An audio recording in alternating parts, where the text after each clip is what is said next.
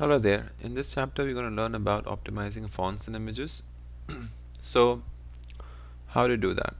So, if you go to UI, you can create a file called font.ts, and then you can import whichever fonts you want from the next font Google. So, will be Google fonts.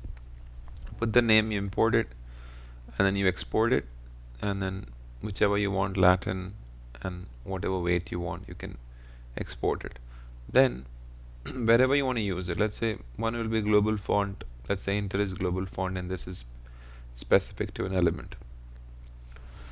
You go to layout, you import the Inter and you add that to the body. Okay, Inter.class name. What's going to happen is it's going to output that class. You can see here this class, and it's going to add the font. Okay, then if you want to put it for a specific element, you go to that element, let's say page, let's say there's a paragraph, you import the Lusitana and you add that to that element. So then that'll be applied only to that particular element and nothing else. So as you can see here, it's only applied to this element and nothing else, right? The paragraph tag. Then you talk about image.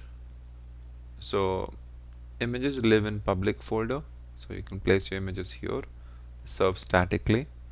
And then there is a component called image that's imported from NextJS package, and that optimizes the image for you. So all you have to do is just add that, give the path. So you don't put public, you directly put slash and whatever that name of the file is, in this case desktop, and this one is mobile, and then you give it a width, height, and then it will render on the front end. It's going to be optimized also. So as you can see, this is the image. Already added source set, source, and it's using the WebP, so it's pretty good actually.